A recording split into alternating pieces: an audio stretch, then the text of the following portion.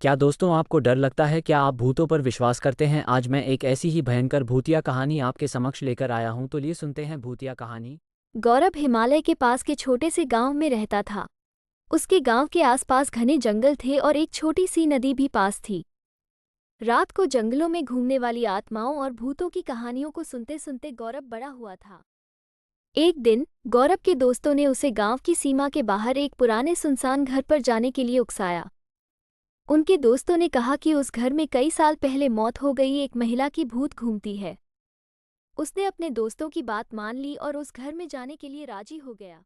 जब गौरव घर के पास पहुंचा तब उसे बहुत ठंड लग रही थी। घर बिखरा हुआ था, जिसमें टूटे हुए खिड़कियां थीं और एक दरवाज़ा था जो खोलने पर जोर से आवाज़ करता था।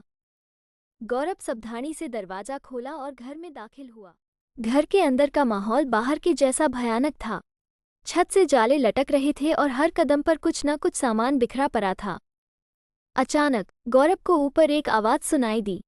उसे लगा कि आसपास कोई चल रहा है। गौरव हिम्मत करके ऊपर गया और देखा लंबी बाल वाली एक औरत सफ़ेद साड़ी में उसके तरफ आ रही है। गौरव डर कर भागने की कोशिश कर रहा था कि उस औरत की आत्मा ने उसका एक हाथ पकड़ लिया और गौरव से विनती करने लगा कि मेरी मदद करो। ये सुनकर गौरव चौंक गया। उस औरत ने कहा कि वो घरेलू हिंसा का शिकार हुई है और उसके पति ने उसकी हत्या करके इसी जंगल में दफना दिया है और तब से उसकी आत्मा इस घर में कैद हो गई है। ये सुनकर गौरव ने उस आत्मा की मदद करने का सोचा और उससे वादा किया कि वो उसे मुक्ति दिलाकर कर रहेगा।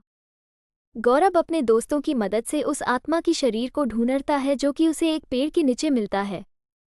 फिर गौरव पुलिस को ये सूचना देता है और पुलिस उस आत्मा के पति को गिरफ्तार करता है और कोर्ट उसे आजीवन कारावास की सजा सुनाता है। गौरव एक पंडित को लेकर उस घर में जाता है और पूजा पाठ करवाता है। इससे उस आत्मा को उस घर से मुक्ति मिल जाती है और वो गौरव का धन्यवाद करती है।